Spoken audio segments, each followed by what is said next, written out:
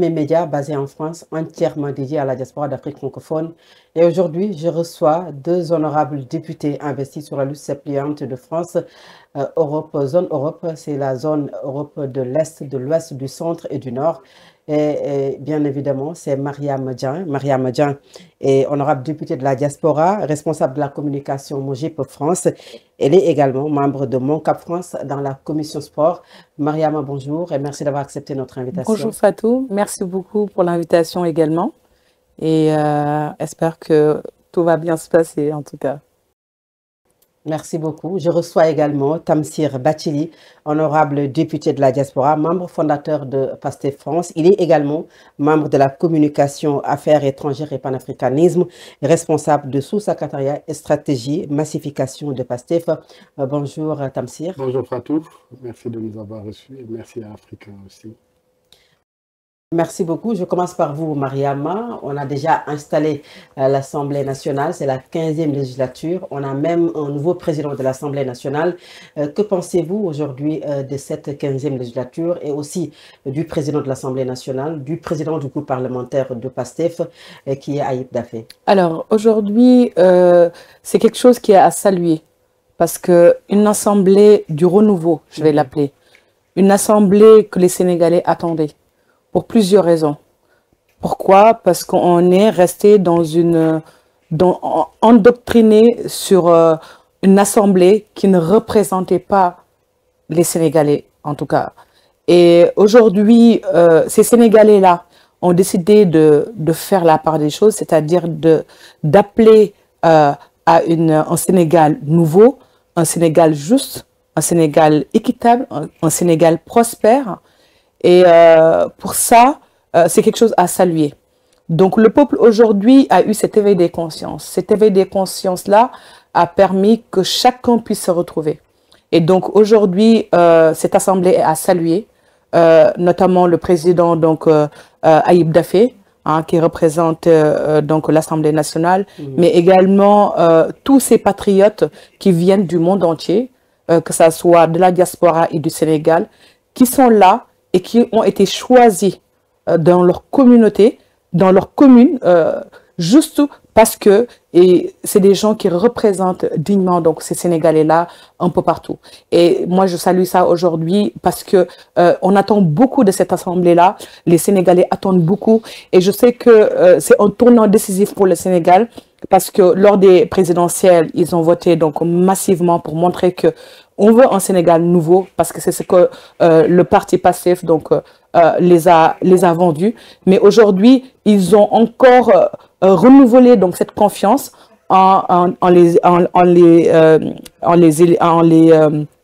comment dirais-je, en élisant donc un nouveau législatif qui fait que aujourd'hui ces Sénégalais-là voilà, ont montré un nouveau renouveau. En tout cas, moi, c'est quelque chose que je salue et que je sais que les choses vont aller dans les règles de l'art parce que ce qu'on attendait depuis, c'est avoir un Sénégal qui ressemble aux Sénégalais. Et ça depuis longtemps parce que les Sénégalais ont toujours vécu donc une politique anciennement endoctrinée par l'Europe. Hein.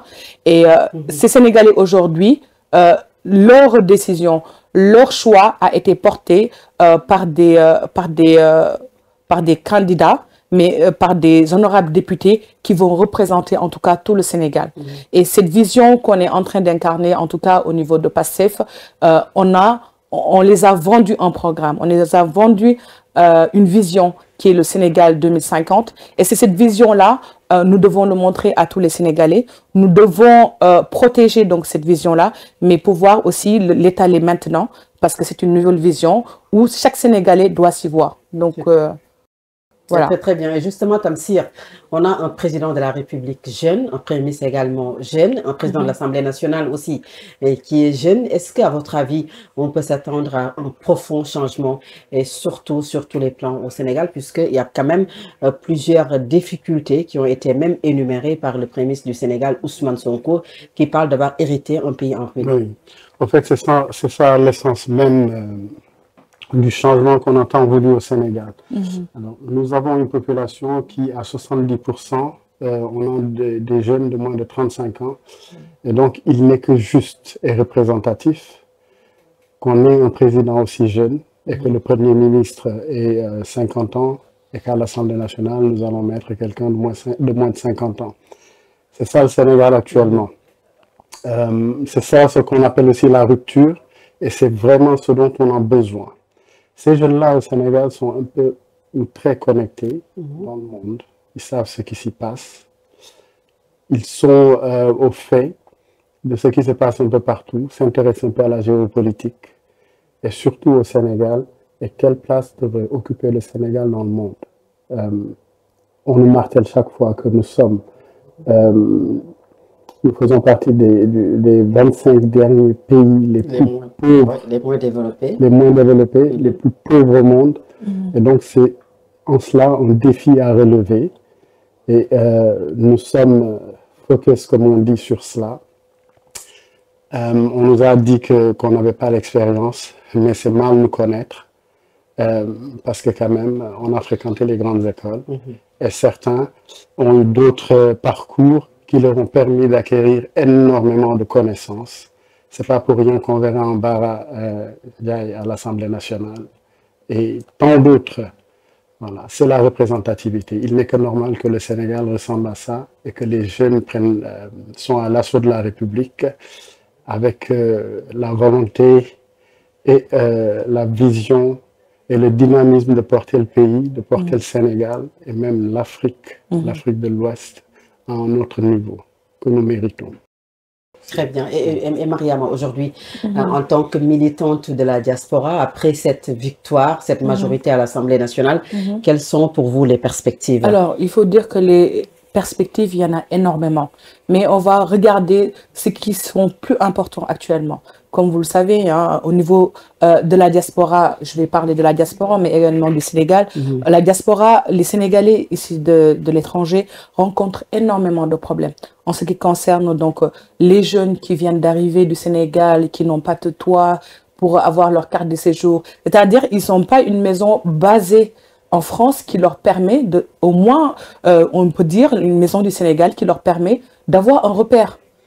Maintenant, après, il y a toutes ces difficultés-là qui vont les suivre de bout en bout pour recevoir leur bourse, leur logement. Ça, c'est des difficultés qu'on rencontre. Mais aussi, on rencontre ici, au niveau de la diaspora, tous ces parents qui veulent rentrer au Sénégal et aujourd'hui qui sont bloqués par l'ASPA. C'est une allocation solidarité donc pour les personnes âgées qui leur permettent de pouvoir rentrer chez eux 6 mois et revenir en France. Cette autorisation maintenant est réduite à 3 mois, ce qui est une vraie difficulté pour les personnes âgées. Et je pense que ces personnes âgées méritent quand même de rentrer chez eux, de finir leur vie tranquillement, entourés de leur famille. Et ça, c'est des choses où nous devons nous battre pour ça.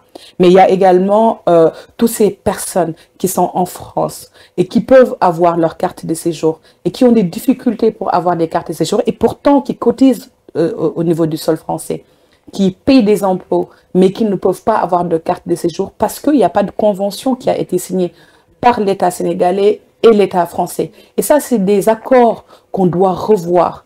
Parce qu'aujourd'hui, prenons l'exemple du Gabon. Le Gabon est un pays qui a des conventions qui sont signées par l'État sénégalais, l'État français, pardon. Et ces conventions permettent à tous ces Gabonais qui sont en France, automatiquement, dès qu'ils arrivent, ils travaillent, ils étudient en même temps. Et pourquoi pas ces Sénégalais qui sont là depuis des lurettes et qui n'arrivent pas à avoir leur carte de séjour? Moi, c'est des combats qui me tiennent à cœur. Mais il y a aussi... Et aujourd'hui, vous êtes au pouvoir. Normalement, vous devrez faire ces propositions à ce gouvernement, aux députés même qui représentent aujourd'hui la diaspora à l'Assemblée nationale. Mais ça fait partie de notre programme de PASTEF. D'accord. C'est des choses qu'on a mis en fait en place au sein de notre programme pour permettre de pouvoir aider tous ces Sénégalais-là. Ils doivent se retrouver bien ici.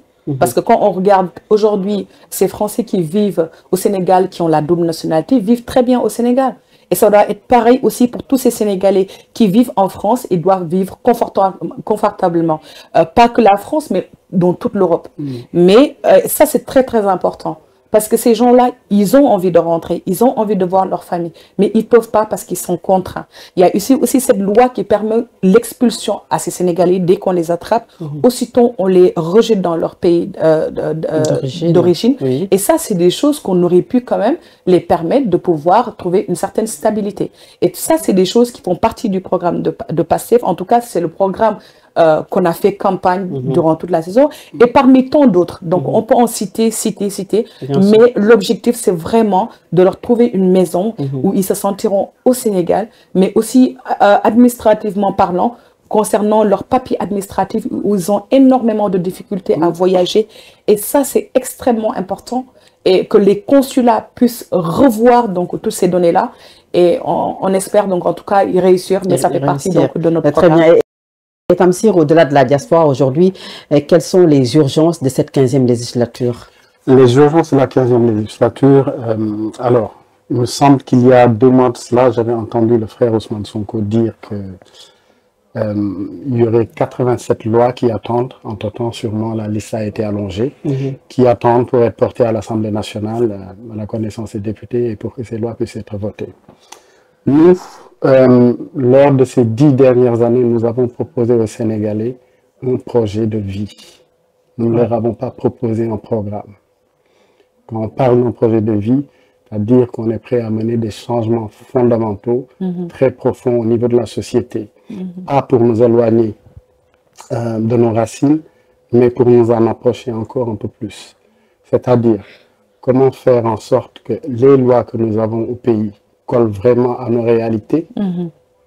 Comment faisons-nous, ou comment pourrons-nous faire pour que toutes ces personnes qui sont enchantées et qu'on a pris en référence, je peux parler de Mamadou Dia, je me limite aux personnes qui sont assez politiques, je peux parler de Mamadou Dia, je peux parler de Blondin, je peux même descendre un peu plus et aller chercher Thierno Souleymane Baal, ces gens-là qui ont fait la première déclaration des droits humains, par exemple la charte du Mandé qu'on appelle Korogan Foga, avec les Sundiata et autres.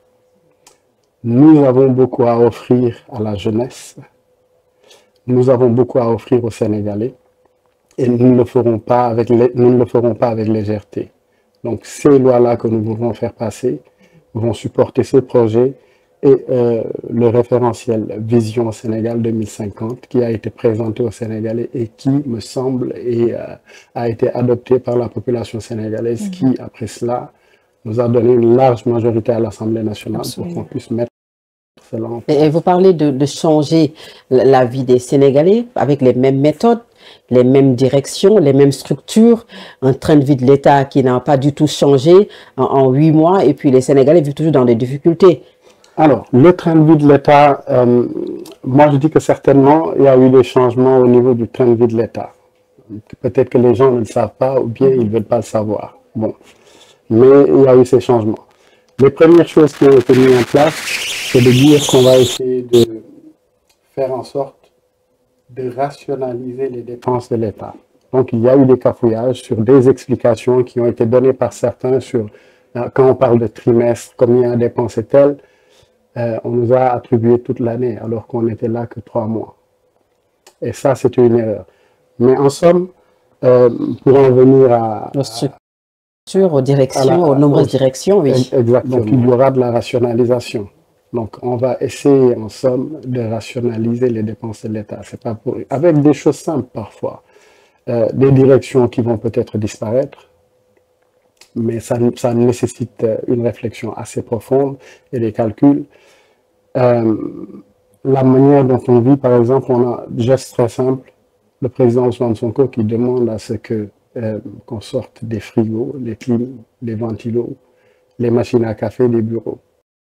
Est-ce que c'est là la question? Au moment où Ousmane Sonko parle de ça, c'est au même moment qu'on recrute plus de 50 personnes, une centaine même de chargés de mission à la présidence de la République avec des salaires. Ces chargés de mission-là existaient déjà. Sauf que beaucoup... Et vous parlez de changement, donc ça existait déjà. Il fallait peut-être une rupture par rapport à cela. Jeunes, nous en avons besoin. Mais nous en avons extrêmement besoin. Parce que ces jeunes-là connaissent très bien le Sénégal, ont été un peu partout dans le Sénégal, faire des tours, Ils se sont investis depuis une dizaine d'années pour certains, d'autres au moins depuis 5 ans. Ils connaissent très très bien le projet PASTEF, savent pourquoi ils sont là. En fait, ces postes-là qu'on donne ces postes-là qu'on attribue à des personnes ne le sont pas pour le confort de qui que ce soit. Et heureusement que les gens le savent et l'ont intériorisé. Celui qui ne fait pas ce qu'on attend de lui, mais il sera viré à mais ça nous rapporte quoi, Tamsir, ces chargés de mission? Alors, ou bien Mariama, ça nous rapporte quoi, ces chargés de mission? Au moment où on parle d'un pays en ruine, au moment où on parle d'une économie vraiment qui a des problèmes aujourd'hui au Sénégal, dans presque tous les secteurs, la santé, en 8 mois. C'est vrai qu'en 8 mois, un régime ne peut pas régler certaines questions, mais en 8 mois, recruter quand même une centaine de chargés de mission, qu'est-ce que ça nous rapporte? Quand on n'a pas l'Assemblée nationale. Parce que, alors ça, on semble l'occulter, mais pour qu'on puisse mener les changements à terme, et des changements profonds, il fallait qu'on ait l'Assemblée nationale. Maintenant que nous l'avons, effectivement, nous allons monter crescendo, nous allons y aller très vite pour mener les changements. Mais ces chargés de mission, encore une fois, et en plus, je crois qu'il y en avait, mais largement, beaucoup plus, et on ne les connaissait pas. Absolument. Ce n'était pas quelque chose qui a été dit, en fait. Là, maintenant, nous avons des jeunes chargés de mission, et je vois, moi, le travail qu'ils font. Il est assez efficace. Et sincèrement, bientôt, les Sénégalais verront les premiers fruits du gouvernement qui est en place. Ça, je peux le promettre. Bientôt, les gens se rendront compte que, alors, ce qu'on appelle boyi, ils ne sont pas là pour jouer en réalité. Boyi, il faut parler d'Ousmane Sonko et de Bassirou Diomaye. Ousmane Sonko, Bassirou Diomaye et les jeunes. Et les jeunes du PASTEF par rapport aux chargés de mission. Mais pour moi, pour les chargés de mission, c'est des jeunes. Et je pense que la jeunesse a eu sa place au niveau de la présidence. Parce que d'habitude, même sur l'ancien régime, vous ne voyez pas des chargés de mission qui sont jeunes. La plupart des personnes, c'est des gens qui étaient dans la politique depuis des années. La question, c'est pas la jeunesse. Mais c'est pas des chargés de mission jeunes, mais qu'est-ce qu'ils rapportent, qu'est-ce qu'elles rapportent? Mais leur expertise, ces chargés de mission. Mais leur expertise, on les a choisis, c'est parce qu'ils ont quelque chose à donner au gouvernement. C'est des experts, on n'a pas choisi n'importe comment ces personnes-là. C'est des personnes qui ont de l'avenir, qui connaissent le parti, qui connaissent l'idéologie de PASTEF, qui sont là. Donc c'est pour recaser une clientèle politique, c'est ça? Mais c'est même pas ça. On recase. Le problème, c'est que on a appelé à une politique de rupture. Cette politique de rupture qu'on a appelée, il faut que chaque Sénégalais puisse s'y voir. Ces jeunes-là, moi je pense que la jeunesse, je le dis haut et fort, la jeunesse a sa place dans ce gouvernement-là. Il faut qu'on rapporte du renouveau. Nous, on a appelé à une politique de rupture, une nouvelle vision. Il faut que cette vision-là, parce que nous, peut-être, on sera peut-être d'ici 2050, on sera plus là. Mais il faut que cette jeunesse qui va continuer ce travail puisse être sur le terrain et pouvoir maîtriser ce qu'on est en train de travailler pour ce Sénégal-là. Et je pense que cette vision-là les permettra d'être sur le terrain, mais de pouvoir faire un apprentissage qui permettra au futur d'être des leaders déjà prêts, en fait. Alors, pour rester... J'aimerais ajouter une précision, parce qu'on dit cet esprit de vouloir recaser les militants de PASTEF dans l'appareil d'État, alors, c'est totalement faux. C'est faux, oui. Mais en même temps, j'aimerais dire que même si on décidait de le faire, c'est tout à fait normal. Normal, absolument. Des gens qui ont cru en un projet, qui l'ont porté, qui sont descendus sur le terrain, qui ont fait le tour du Sénégal et de la diaspora pour en parler, qui ont participé à l'élaboration de ce projet-là. Mais ils sont les mieux placés pour le mener à bien. Et dans toutes les grandes démocraties d'ailleurs que je connais, quand il y a une équipe qui arrive en place, ou bien un nouveau gouvernement qui s'installe, ce gouvernement arrive avec son équipe. Moi, j'aimerais dire à mes collègues de PASTEF, ou en tout cas à mes frères et sœurs de PASTEF, que même si on le colle, sachant qu'il y a d'autres personnes qui sont dans le gouvernement qui sont complètement apolitiques, il n'est que normal de procéder de cette manière. Moi, en tout cas, si PASTEF décidait de ne m'élire ou de ne mettre en place ou de me donner des postes que des membres, des militants PASTEF qui ont cru au projet, alors que ça se fasse, parce que c'est une bonne chose. Et les appels à candidature dont vous parlez alors lors de la campagne électorale de l'élection présidentielle du 25 mars 2024? Les appels à candidature. Nous sommes un parti où aussi il y a une démocratie interne et les débats en interne sont très très riches. Moi, je ne suis pas d'accord pour ces appels à candidature. Ah, en oui? tout cas, pas pour tous les postes. Voilà. Je ne suis pas d'accord pour ces appels à candidature, pas sur tous les postes. Il y a des postes qui sont assez stratégiques où peut-être il est préférable de mettre quelqu'un avec peut-être de la politique. Pour moi, à compétence égale, encore une fois, à compétence égale, je préfère mettre quelqu'un de PASTEF qui a participé à rédiger le programme de PASTEF, qui l'a porté dans son cœur, que de mettre quelqu'un qui nous a combattus et qui ne sait pas où est-ce qu'on va aller. Ce n'est que normal. Donc, je l'ai dit en interne, si le parti décide finalement, sur tous les postes, d'ouvrir tous les postes à l'appel à candidature, et que la majorité dise que c'est là qu'on va, je l'accepterai volontiers. Mais pour moi, nous avons assez de cadres ici dans la diaspora comme au Sénégal. Nous avons des gens avec des expertises qui sont très très pointues dans moult domaines. On n'a pas besoin de faire des appels à candidature pour recevoir des centaines de milliers de CV alors qu'à portée de main, sans pour autant avoir à trier, à organiser tout un groupe, tu peux prendre dans le tas des gens hyper compétents et leur donner des postes. Je vais rajouter quelque chose par rapport à ça. Il faut comprendre qu'en fait, nous, PASTEF, on est donc un parti très organisé. Il faut comprendre ça, parce que comme vous avez vu tous les livres, que le projet qu'on a sorti, ce projet-là, ça a été élaboré par le mouvement des cadres. Le mouvement des cadres détient 20 commissions. Ces 20 commissions, nous avons le Sénégal, nous avons la santé, nous avons la commission décentralisation et réforme territoriale, nous avons le sport, nous avons l'élevage, la pêche, nous avons toutes ces commissions-là qui regroupent le Sénégal. Et on a mis énormément de temps, pendant tout ce temps-là, pour pouvoir travailler nuit et jour sur ce programme qu'on va présenter aux Sénégalais. Donc c'est important que aussi ces experts qui ont été là, travaillent matin, midi, soir, j'en sais quelque chose parce que j'en fais partie, qui soient valorisés à leur juste valeur parce que c'est eux qui ont conçu ce programme-là. Donc, moi je suis avec qu'on puisse choisir à l'intérieur de PASTEF, parce qu'on a travaillé sur un projet sur de longues dates. Comme vous le voyez, hein, voilà, les opposantes taquinaient toujours pour dire c'est quoi le programme. C'est quoi le projet? C'est quoi le projet? Ben, le projet, il fallait qu'on le sorte. C'était quelque chose qu'on a pris du temps à bâtir, petit à petit, step by step, pour pouvoir sortir un livre pour leur montrer, c'est ça qu'on a voulu d'eux. On a fini par ça et on a fait une vision Sénégal 2050. Donc, c'est pas quelque chose à négliger. Maintenant, en ce qui concerne donc les appels de candidature, je pense que comme le président l'a proposé, ce sera quelque chose qui sera fait. Mais dans la mesure où ces Sénégalais-là ont besoin de formation, je ne dis pas tout le monde, mais je pense que la jeunesse sénégalaise et les Sénégalais en général, il y en a peut-être qui n'ont pas fait l'école, qui sont analphabètes, qui ont besoin de formation. Ces formations-là vont pouvoir aider à pouvoir les orienter. On ne peut pas prendre de n'importe qui au niveau du pouvoir si ces personnes ne sont pas formées et ne peuvent pas être aussi non plus donc la méritocratie doit primer alors. Alors, on va parler d'autre chose, mais on va rester encore sur l'Assemblée nationale pour parler de l'abrogation de cette loi d'amnistie. Il y a déjà une polémique sur cette loi d'amnistie avec la dernière sortie de l'ancien ministre de la Justice, Aïssata Tall Sall, qui avait même porté le projet à l'Assemblée nationale. Vous en pensez quoi? Alors, pour la loi d'amnistie, moi, je pense que c'est quelque chose qui doit se faire. Parce que pendant cette révolution, je vais dire, nous avons des enfants du Sénégal qui sont morts.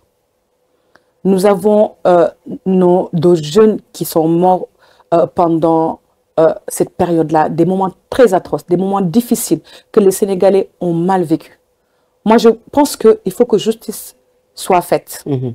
Il faut que ces acteurs qui étaient derrière et qui ont massacré ces jeunes-là et qui ont fait peur à la population sénégalaise, et qui ont utilisé aussi l'argent du contribuable pour pouvoir faire leur façon de gérer le gouvernement. Il faut que tout soit transparent. Parce que nous, on a appelé à une politique transparente, équitable. Il faut que les Sénégalais puissent se prononcer. Il faut que les Sénégalais puissent aussi avoir gain de cause, parce que c'est parce qu'il y a une partie qui fait que les Sénégalais ont voté pour avoir justice. Je pense que depuis 1960, il n'y a jamais eu une révolution comme ça au Sénégal. Et je pense que, donc, sur toute révolution, comme le disait Thomas Sankara, il y aura certainement des têtes coupées. Mais ces têtes coupées, il y a une façon de les faire. Et là, comme vous l'avez vu, ça a été atroce. Vous avez été journaliste, d'autres, c'est des étudiants, des gens. Justement, est-ce qu'on doit tirer seulement sur l'ancien régime comme étant responsable de tout ce qui s'est passé lors de ces événements politiques? Absolument, absolument. Ils étaient des dictateurs. Vous, en tant que journaliste, vous avez eu des collègues journalistes qui ont été virés parce que, tout simplement, ils se sont prononcés sur quelque chose qu'ils ne devaient pas, alors qu'ils sont en train de faire leur métier. Donc, pour moi, c'est des choses quand même qui sont... Parce qu'il y a quand même le droit à l'information. Vous êtes des journalistes, vous êtes des experts. On doit vous laisser vous exprimer. Maintenant, qu'on vous mette en prison pour des choses qui ne sont pas normales parce que, soi-disant, vous êtes partisan de tel ou tel, je trouve que dans l'histoire du Sénégal, ça n'a jamais existé. Mais est-ce qu'il est juste, en fait, d'imputer la responsabilité à Macky Sall seulement? Puisqu'il y avait des manifestations, c'était quand même pour deux sujets ou bien deux affaires. L'affaire Mame Mbaye Niang, Ousmane Sonko, mais avant l'affaire Ousmane Sonko, Adji Sarr. Donc, il y a des acteurs, en fait, de ces manifestations. Ousmane Sonko qui appelait les jeunes à sortir, à défendre, à résister. Est-ce qu'il faut aujourd'hui imputer la seule responsabilité à l'État du Sénégal, à l'ancien régime Macky Sall? Alors, ce sera en tout cas Macky Sall et tous les membres du gouvernement. Parce que c'est eux qui pilotaient le Sénégal. Ousmane Sonko? Mais Ousmane Sonko exempté, bien sûr, au président. Le président n'a rien demandé. C'est parce qu'il a voulu montrer le chemin aux Sénégalais. Ousmane Sonko a voulu montrer aux Sénégalais cet éveil des consciences en commençant à sortir ses livres. Ousmane Sonko a subi une injustice que tout Sénégalais a déploré.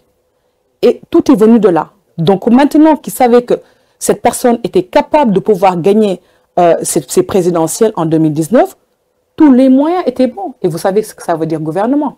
Si vous avez envie de couper la tête de quelqu'un, vous allez le faire facilement. Et Ousmane Sonko était une tête à couper. C'est arrivé pour lui, mais je pense que ce peuple-là a été très éveillé, mais surtout de comprendre que c'était un piège pour ne pas faire le président Ousmane Sonko passer en 2019. Mais tout le monde sait que le président Ousmane Sonko, si on regarde bien, c'est lui qui est passé en 2019. Mais ça, peut-être il y aura... C'est lui qui est passé pour l'élection présidentielle. Moi, je vous dis en 2019... Il n'était même pas deuxième, Mariama. Il était troisième. Je vais vous dire quelque chose. Idrissa Seck était deuxième avec une large coalition. C'était une arnaque politique, je vous dis. Croyez-moi. Le président Ousmane Sonko est arrivé en première position. Tout ça, c'était en fait... Il avait 15%. C'était pas 15%. Moi, je vous dis que c'est pas 15%. Et je pense qu'il y a des choses qui vont se révéler peut-être les années à venir. Mais c'était un piège tendu. Parce que tout était fait en ce moment-là, le président Ousmane Sonko peut-être n'avait pas toutes les forces, toutes les choses commodes qui pouvaient pouvoir justifier que lui, il a gagné. Mais moi, j'en suis persuadée, avec toute l'analyse que j'ai pu faire pendant cette période-là, que c'est lui qui a gagné les élections. Maintenant, après, on peut pas, les gens disent qu'on ne peut pas se battre avec un gouvernement, et c'est ce qui lui est passé. Maintenant, il fallait continuer à persévérer dans ce sens-là pour montrer que les idées qu'il défendait ressemblaient à ce que nous attendons. Ousmane Sonko, on l'a écouté, on l'a accepté en l'écoutant, en développer son idéologie, développer comment l'Afrique doit être. Et c'est par ces choses-là que les gens ont rêvé. La majeure partie donc, de ces Sénégalais qui sont venus rejoindre le parti passif, c'était des gens apolitiques, comme moi, comme d'autres d'ailleurs, et qui sont venus juste par réflexion, qui ont écouté cette personne-là et qui développaient c'est quoi exactement l'Afrique, c'est quoi le Sénégal, qu'est-ce qui peut faire qu'un gouvernement peut marcher. Et c'est de là où tout est parti. Donc on ne peut pas aujourd'hui l'incriminer avec l'injustice en le virant dans son poste des impôts, et ensuite pouvoir lui coller quand même quelque chose qu'il n'a pas du tout fait. Et aujourd'hui, les Sénégalais l'ont prouvé encore une fois, parce qu'ils lui ont donné aujourd'hui la présidence, parce que c'est Ousmane Sonko qui a désigné Bassirou Diomaye Faye, et donc Sonko et Diomaye et Bassirou. Et c'est passé, les Sénégalais, le slogan est passé, les Sénégalais ont compris ce que ça voulait dire, Et ils sont passés aussi pour les législatives. Donc, pour moi, c'était un tournant décisif et qu'il fallait. C'était une histoire qu'on a racontée, qu'il a pris le temps de raconter aux Sénégalais et qu'on a suivi jusqu'à obtenir aujourd'hui ce résultat-là. Et Tamsir, par rapport à l'abrogation de la loi d'amnistie, l'ex-garde des Sceaux, Aïssata Tall Sall, évoque l'impossibilité d'abroger rétroactivement une loi d'amnistie dont plusieurs personnalités en ont bénéficié. Il s'agit du président de la République et de son premier ministre Ousmane Sonko. Et elle ajoute que c'est beaucoup plus facile à dire qu'à faire. Qu'est-ce que vous répondez à cela? Alors, je réponds tout simplement que à faire, c'était à l'Assemblée nationale, il me semble. Des députés ont voté cette loi. Ouais. Les députés PASTEF l'ont refusé, puis c'est passé. Ça se fera encore à l'Assemblée nationale pour abroger cette loi. Alors, au-delà du projet de PASTEF, il y a deux choses qui font que les Sénégalais nous ont choisis à la magistrature suprême et à l'Assemblée nationale. C'est cette loi d'amnistie qui a été votée sans pour autant dire aux Sénégalais qui a fait quoi, quand et comment. Et la reddition des comptes. Donc, ces deux choses-là, si nous, en tant que PASTEF, élus, nous n'arrivons pas à régler ces choses-là, nous aurons failli à notre mission. Donc, cette loi d'amnistie sera abrogée à l'Assemblée nationale. Que Mme Tall Sall s'y fasse. Ce sera comme ça. Et le droit est toujours dit pour le peuple, et le peuple attend que le droit soit dit sur ce cas-là. Très bien. On va parler du gouvernement. Un nouveau gouvernement va être installé, un remaniement ministériel incessamment. Quels sont les contours aujourd'hui? Quels doivent être les contours de ce nouveau gouvernement, Mariama? Un gouvernement technocrate ou politique? On va dire que ça va être un gouvernement technocrate, mais également politique. Pourquoi? Parce qu'on a décidé de changer ce Sénégal-là avec une nouvelle politique. Cette politique de rupture doit voir le jour aujourd'hui. Et je ne sais pas si le gouvernement, le président Bassirou Diomaye Diakhar Faye a déjà donné donc, ces informations qu'il y aura un remaniement. Donc je suppose qu'il est normal vu que maintenant le ministre va démissionner. Et je pense que ceux qui étaient déjà là vont pouvoir continuer en fait cette continuité-là. Ça va être une continuité en fait de ce qu'on a déjà mis en place. Et maintenant, il faut savoir que ce changement qu'on a mis en place pour une nouvelle vision du Sénégal 2050 doit voir le jour. Donc, nous sommes dans l'obligation même, je dirais, de pouvoir continuer ce processus-là parce que ça a déjà été mis en place par le président Bassirou Diomaye Faye et le premier ministre Ousmane Sonko. Donc, pour moi, c'est important d'allier les deux. Après, c'est mon avis personnel. Hein. Alors, nous allons parler peut-être justice pour terminer. Tamsir, d'abord, cette actualité judiciaire, c'est l'arrestation de Moustapha Diakhaté. Avant Moustapha Diakhaté, il y a d'autres personnalités politiques qui ont été également arrêtées lors même de la campagne électorale. Il s'agit de Bougane Gueye Dany, le leader du mouvement Gëm Sa Bopp. Il faisait partie de la coalition Sàmm Sa Kàddu, une coalition des élections législatives. Est-ce qu'aujourd'hui, cela ne s'apparente pas à une justice des vainqueurs? Alors, d'abord, je vais commencer par dire que pour les différentes arrestations qu'il y a eu, je peux vous garantir que ni Ousmane Sonko, Premier ministre, ni le président de la République n'étaient au courant. Qu'on ne les appelle pas pour les avertir. C'est vrai, le second, le président de la République, était au courant, puisqu'il était à Bakel quand on lui a annoncé que Bougane vient d'être arrêté. Ousmane Sonko était à Dakar Arena quand on lui a annoncé. Mais ils ne sont en rien mêlés à ce qui se passe dans la justice sénégalaise qui, je le souligne et je le fais savoir en même temps, est en roue libre. Et on peut parler du pouvoir judiciaire, mais on peut en parler entièrement. Le Premier ministre comme le président, même s'ils peuvent interagir avec le ministre de la Justice, ils ne le font pas pour laisser à la justice sénégalaise la capacité et la possibilité. Et les opposants arrêtés, d'autres personnes qui sont avec le régime ne sont pas inquiétées. Alors, cela ne s'apparente-t-il pas à une justice des vainqueurs? Être un opposant n'autorise pas tout.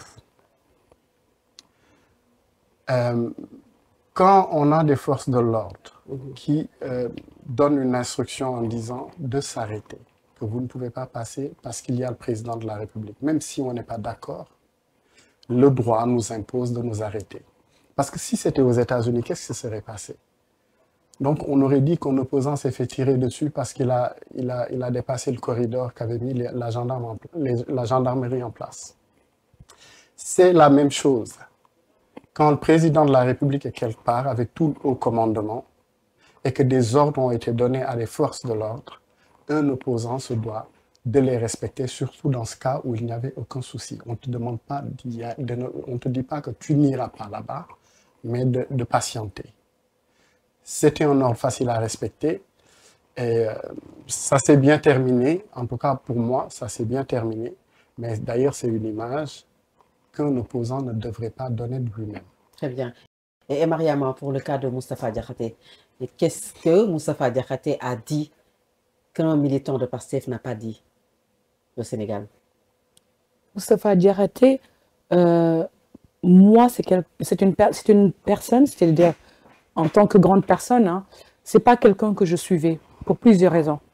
Parce qu'il avait une façon de pouvoir mener son combat autrement, en y mêlant beaucoup de choses qui sortaient complètement donc, de la politique, mais j'avais senti une certaine haine envers PASTEF. Aujourd'hui, on ne peut pas dire que les PASTEFiens étaient là pour dire tout et n'importe quoi. C'est pas possible. Par contre, Moustapha Diakhaté est reconnu par ses propos, jusqu'à en arriver même avec le prophète, c'est quand même aller très loin. Moi, depuis ce jour-là, j'avoue que ce n'est pas une personne que j'aurais donné de l'importance à le regarder, en tout cas, s'exprimer. Donc, pour moi, la justice a fait son travail. Et il ne faut pas oublier, Fatou, que pendant l'ancien régime était là, il y a eu beaucoup d'arrestations. Il y a eu beaucoup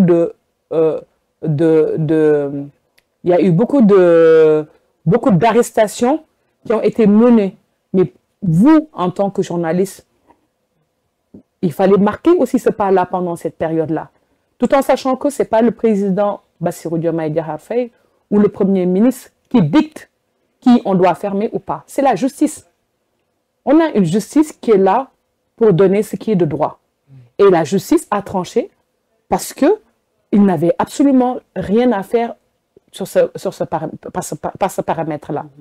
C'est quelque chose qu'il fallait respecter, il ne l'a pas respecté. La loi a fait le règlement comme il se doit. Maintenant, comme je vous dis, moi, ce n'est pas quelqu'un vraiment que je regarde parce que ses propos me choquent toujours. Donc, ce n'est pas quelqu'un vraiment que je pouvais regarder et en tirer en tout cas une leçon en tant qu'une grande personne comme lui. Juste pour rajouter que Moustapha Diakhaté n'est qu'un exemple, mais il ne sera plus permis au Sénégal, à des personnalités publiques d'aller devant des télés pour insulter toute la nation sénégalaise avec autant de légèreté. Et même quand on l'interpelle, certains le voient plutôt comme un opposant à PASTEF qu'autre chose. Mais ce qu'il a fait, c'est qu'il a insulté toute une nation. Comme je vous le disais, dans le projet de PASTEF, on va essayer de s'approcher de plus en plus de nos réalités culturelles aussi. Ce que Moustapha Diakhaté a fait ne peut plus être permis dans un pays comme le Sénégal. Les gens peuvent ne pas être d'accord, critiquer ce qu'ils ont envie de critiquer. Parce que la liberté d'expression, elle est sacrée. Hein. Là, ce n'est pas de la liberté d'expression. Là, c'était des propos plutôt irrévérencieux et d'une violence extrême. Inouïe. Ce n'est pas de la liberté d'expression. Moi, la liberté d'expression, je combattrai pour que chacun l'ait dans ce pays. Parce que c'est l'une des causes de mon engagement dans PASTEF. Très bien. Puisque liberté rime bien sûr avec responsabilité, comme vous l'avez dit. C'est la fin de cette émission. Je vous laisse peut-être dire un mot, Mariama. Merci beaucoup, merci beaucoup, Fatou. En tout cas, très ravie en tout cas de partager ce plateau avec vous et également avec toute l'équipe de Afrique 1, que je salue vraiment l'initiative et également le lancement que je saluais. Et je pense que c'était important de faire une télé qui représente dignement la diaspora et qu'on puisse s'exprimer librement. Donc, c'est chose faite. Maintenant, l'aventure continue et s'écrit avec Africa 1. Mais le plus important de tout ça, c'est que là, c'est un nouveau Sénégal qu'on est en train de s'inscrire et que tout Sénégalais doit prendre son stylo pour écrire l'histoire du Sénégal. Très bien, merci beaucoup. Tamsir Bathily. Merci Fatou Abdou. Je te remercie d'avoir participé à ce face-à-face.